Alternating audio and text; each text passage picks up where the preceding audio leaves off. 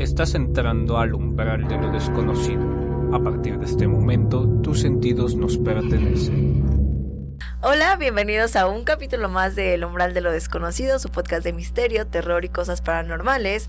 Hemos metido a lo largo de estos capítulos diferentes temas como medio macabros, ¿no? Medio perturbadores y también incluso de religión y política, un poco, ahí sí. Medio extraño, porque pues tratamos de meter eso. Justo velo de umbral de lo paranormal, de lo raro que sucede en este vasto mundo y de lo que conocemos, ¿no? Y de lo que no conocemos también, porque nada de lo que digamos es completamente certero, o sea, es como lo que nosotros hemos como investigado un poco y de lo que nosotros creemos desde nuestra perspectiva. También lo que nos han contado las personas. Algunas personas que nos han hecho llegar sus historias, sí, y muchas gracias a los que siguen también con nosotros a lo largo de estos capítulos.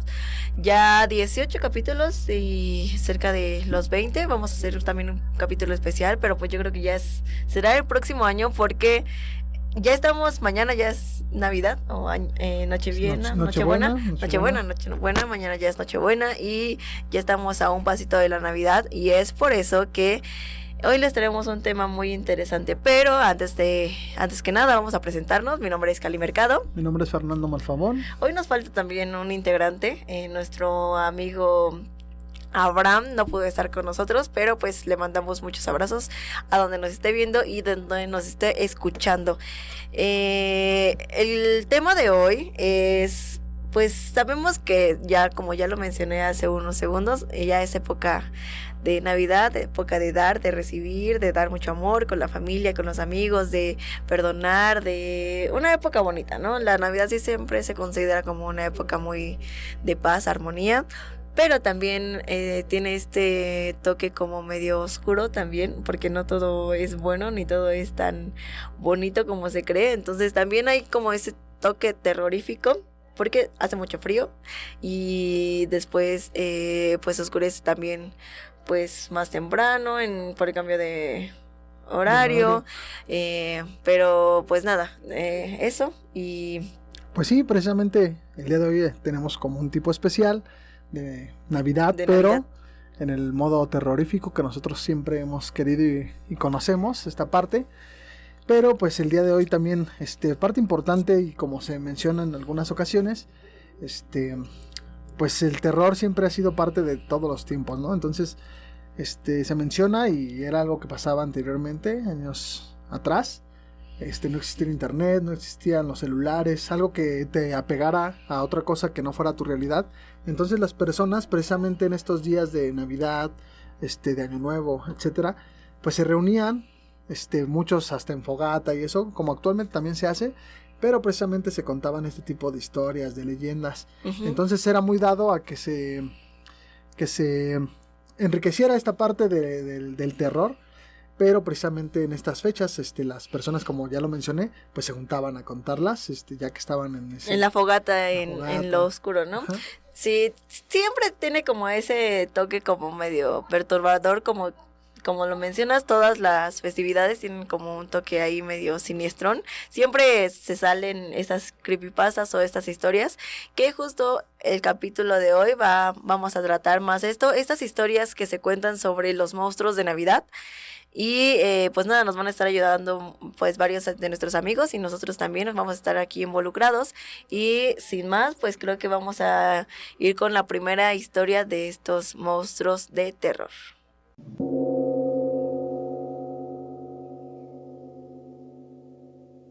En esta época de Navidad hay un ser muy mágico que todo el mundo conoce. Es el famoso Santa Claus. Tiene muchos nombres, pero no sabían que hay un antagonista.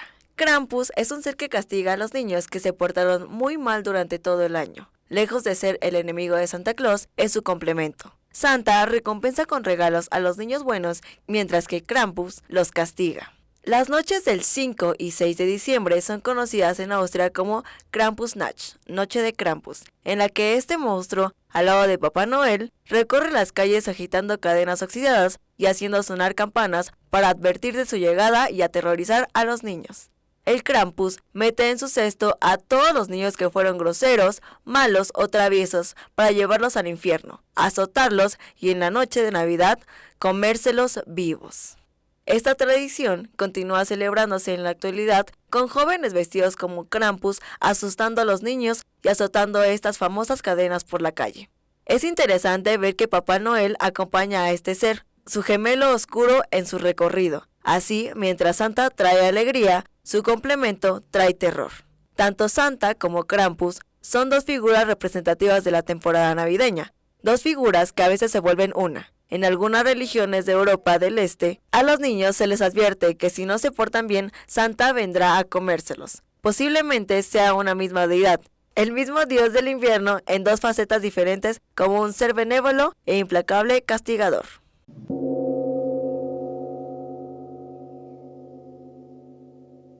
La historia de la casa maldita. Mis padres y yo vivíamos en una pequeña casa muy antigua. Vivíamos allí desde que yo tenía 7 años hasta que tenía 19. Desde el mismo día en que nos mudamos, sentí que no estábamos solos. Cada Navidad invitaba a un amigo a pasar la noche. En el último año que estuvimos en esa casa, mi amiga y yo estábamos sentadas en la sala de estar, viendo la televisión, cuando la temperatura bajó drásticamente. El termostato se había apagado sin programarlo. Cuando me levanté para subir la temperatura, el árbol de Navidad comenzó a temblar violentamente. Los adornos se caían a derecha e izquierda sin ninguna explicación. Ambos estábamos aterrorizados. Subimos corriendo las escaleras y nos acostamos en mi cama. La puerta del cuarto estaba ligeramente abierta. Cuando miré hacia el pasillo oscuro, me horroricé al ver una figura alta corriendo por el pasillo. Me volví hacia mi amiga y ella me dijo que había visto exactamente lo mismo.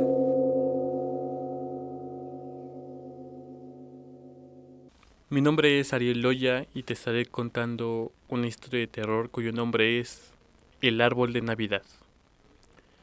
Una niña llamada Juliet estaba sola en casa. Vivía con su madre que trabajaba como enfermera en el turno de la noche. Juliet acababa de decorar el árbol de Navidad cuando escuchó un rasguño en la puerta de su apartamento. Por la mirilla, vio un hombre vestido con un sucio traje de Santa Claus. Juliet era joven e ingenua, pero no lo suficiente como para creer ese cuento. Se negó a abrir la puerta y amenazó con llamar a la policía, pero tuvo que apartarse de la entrada y esconderse en el departamento. Mientras tenía un poco de tiempo, Juliet se escondió en el armario. El intruso encontró la manera de entrar. En tanto ella halló un hacha en el armario donde se escondía. Logró golpearla en la cabeza y después, teniéndolo inconsciente en el suelo, Juliet comenzó la masacre. La mamá de Juliet finalmente se las arregló para volver a casa alrededor de la medianoche. Horrorizada, no encontró palabras para agradecer el lindo gesto de su hija, quien se había dedicado a adornar el árbol con algunas articulaciones y trozos de su viejo amigo.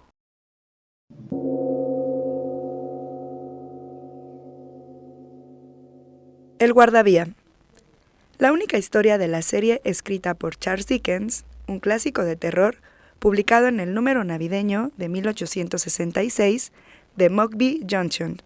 El relato comienza cuando un viajero pasa cerca de un túnel y saluda al guardavía con las palabras: oiga, allá abajo. Cuando se acerca a saludarlo, este parece asustado y no puede parar de mirar la luz roja del túnel.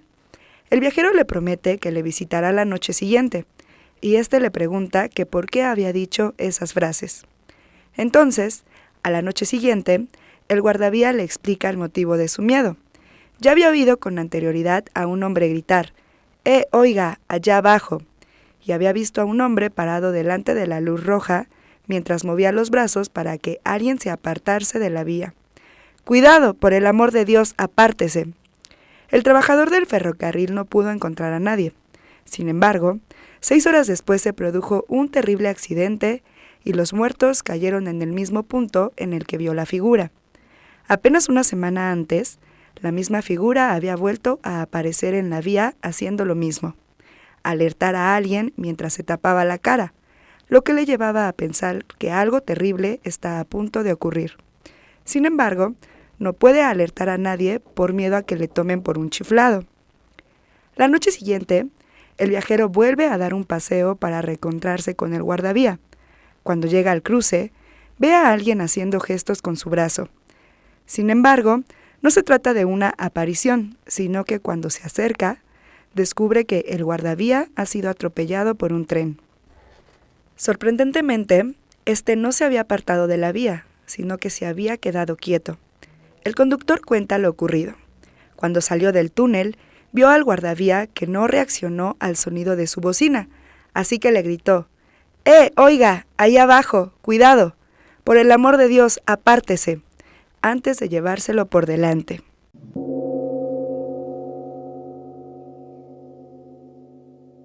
Los monstruos de Navidad. El personaje de Santa Claus lleva años existiendo en el folclore navideño, pero su imagen más reconocida es de hecho moderna, una creación de la compañía Coca-Cola para esta temporada.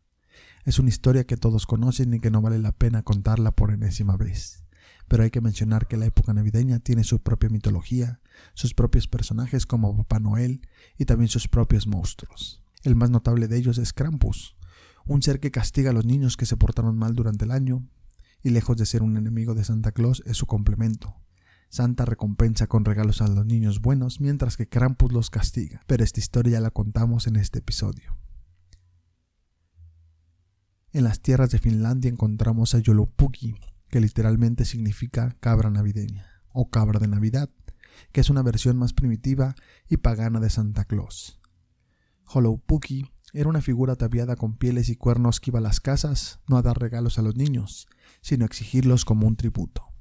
Con el siglo XX y la influencia norteamericana, Joulupukki fue sufriendo una modificación para ser una versión finlandesa del bondadoso personaje yankee. Olvidando sus raíces primitivas, existe una película de terror finlandesa que se centra en este personaje, llamada Race Sport and the Christmas Tale. Otro monstruo navideño es Girla, la madre de los monstruos, un gigantesco troll que tiene un hambre insaciable por la carne de niños y que cada Navidad busca a los niños desobedientes para devorarlos en su estofado. Girla tuvo 3 maridos, de los cuales asesinó a 2 porque estaba aburrida de ellos. Con el tercer esposo, el troll Lepaludi, engendró 13 hijos, los Jolasveinir, otros monstruos navideños, troles que en esta temporada se dedican a hacer bromas pesadas, robar regalos, azotar puertas cuando están los niños durmiendo y robar alimento. Esta horrible familia tiene por mascota a Joulaukuter, el gato de Yule. Si los griegos tienen en sus mitos a Cerbero, el guardián de Hades, los mitos nórdicos tienen a este maligno felino que resulta su homólogo. Se trata de un gato negro gigante con ojos de fuego que se pasea por las noches en busca de sus presas favoritas, que son, como ya habrán adivinado, niños que vistan ropa nueva. En Alemania tenemos a Knecht Ruprecht, traducido como el peón Ruperto, una figura similar a Krampus pero cristianizada. Es el sirviente de Papá Noel, que viste con una túnica negra y puntiaguda, acompaña a su amo montado en un caballo blanco y su labor es casi la misma que la de Krampus, castigar a los niños malos, ya sea azotándolos o dándoles carbón como regalos. Ruprecht también es el nombre con el que se conocía al diablo en la Alemania del medievo. Es interesante ver cómo mientras Krampus es el gemelo oscuro de Papá Noel, el peón Ruperto es su sirviente, también es el diablo como una alegoría cristiana. Dios, Papá Noel, premia a los buenos mientras que el diablo, Knecht Ruprecht, los castiga. Como mencioné, Knecht Ruprecht resulta una figura cristianizada del Krampus, menos malvado y con una apariencia humana en contraste con la salvaje y bestial apariencia de Krampus. A los niños ya no se les dice que Krampus o el gato de Yule vendrán por ellos, si se portan mal, por esa corrección política y pedagógica ridícula de querer sobreproteger a los niños de todo, mantenerlos encerrados en imaginarios espacios seguros, de cualquier cosa que pueda causar miedo o ansiedad. Al final tenemos a niños sin mitos, sin imaginaciones e incapaces de enfrentar emociones tan humanas como el miedo. Hannes Trapp es básicamente una versión ultraterradora de Swarpiet y Perfo de Tar, de Alsacia, Francia. Comenzó como un hombre rico, vanidoso, cruel y completamente desquiteñado que practicaba la magia negra y adoraba a Satanás solo para aumentar su riqueza y su poder. Cuando la Iglesia Católica se enteró de él, lo llevaron ante el Papa y lo excomulgaron. Los lugareños lo odiaban y le temían. Le temían tanto que se apoderaron de todo su dinero y tierra mientras él estaba fuera y luego lo desterraron en el bosque. Una mala jugada, pronto se dieron cuenta. En una choza hecha de palos, se demente, se obsesionó con el canibalismo, se culme de paja para parecer un espantapájaros y finalmente persiguió y apuñaló a un niño de 10 años con un palo puntiagudo. Llevó el cuerpo del niño de vuelta a su choza para comer bien, pero el buen señor golpeó a puerto de relámpagos antes de que una sola pieza le tocara los labios. A pesar de su muerte, algunos padres en el noreste de Francia todavía utilizan el nombre del niño asesino para hacer que los niños terminen sus brotes de Bruselas. La historia de la piñata, en palabras de Amparo Rincón, hay quien dice que fue Marco Polo, el famoso navegante veneciano, el que llevó la piñata de China a Italia, donde se denominó piñata. De ahí viajó a España, hasta que llegó a México junto a la conquista y la colonización. La otra versión de la tradicional piñata, estrella de 7 picos elaborada de barro cartón, es que llegó a nuestro país en el Nao de China, también llamada Galeón de Manila, nave española que atravesaba el Océano Pacífico 1 o 2 veces al año entre Manila, Filipinas y los puertos de la Nueva España. Aún sin conocer cuál de estos dos relatos es el verdadero, la investigadora asegura que todos los estudios que están de acuerdo es que proviene de China. En esta nación elaboraban figuras de vaca, buey o búfalo, que cubrían con papeles de colores y se les colgaban instrumentos agrícolas. El relleno consistía en semillas que se esparcían cuando los mandarines, jerarcas de la China imperial, las golpeaban con una vara hasta romperlas. La piñata llegó a México, a Colman, donde nacieron las posadas, y luego se extendió por todo el país. Su uso no tenía que ver con la diversión, sino con los fines evangelizadores, y se ligaba al demonio. Su forma representaba los 7 pecados capitales, y lo vistoso de sus colores era para atraer a los mortales, argumentó Rincón Pérez. La etnohistoriadora citó al escritor Edgar Anaya Rodríguez, quien justificó el significado de romper la piñata. Debía ser destruida a palos con la venda de la fe en los ojos hasta obtener la fruta de su interior, el premio a la fuerza de voluntad ante la maligna tentación.